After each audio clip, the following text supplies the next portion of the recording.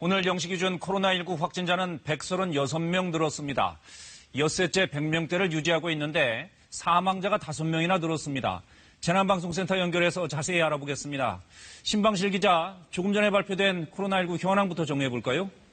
네, 하루 사이 코로나19 신규 확진자 수 136명이 늘었습니다. 국내 발생이 120명, 그리고 해외 유입은 16명으로 집계가 됐는데요. 사망자는 5명이 늘어서 모두 341명이 됐고, 위중하거나 중증인 환자도 151명에 이르고 있습니다.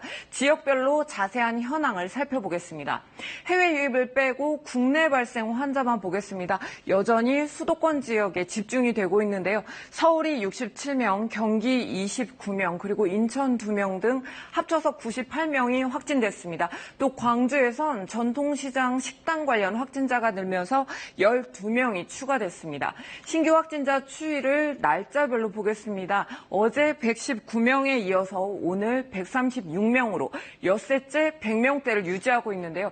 사랑제일교회 그리고 광복절 집회 등의 여파로 지난달 27일 441명까지 치솟았던 신규 확진자 수가 300명대에서 200명대로 최근에는 100명대로 줄었습니다. 정부의 사회적 거리 두기가 2단계에서 2.5단계로 격상이 되고요. 또 일주일 연장되면서 감소세가 이어지는 것으로 보입니다. 네, 그렇게 감소세는 이어지고 있는데 그러나 산발적인 집단 감염이 계속되고 있고 고령자도 늘고 있다는 건 아무래도 걱정이 큰데요. 네, 그렇습니다. 수도권의 집단 발생 현황을 보면 여전히 종교시설을 비롯한 다양한 장소에서 감염 사례 이어지고 있습니다. 사랑제일교회를 비롯한 종교시설과 콜센터 그리고 각종 모임에서도 확진자가 계속 나오고 있는데요. 여전히 신규 확진자 가운데 고령층의 비율이 높은 점도 우려스럽습니다.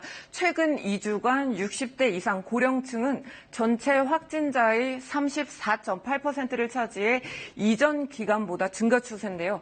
고령층 확진자가 이렇게 많다 보니 위중하거나 중증인 환자 수도 14.8명에서 82.4명으로 70명 가까이 크게 늘었습니다. 가을철에 접어들면서 코로나19와 독감이 동시에 유행할 수 있다는 우려도 커지고 있습니다.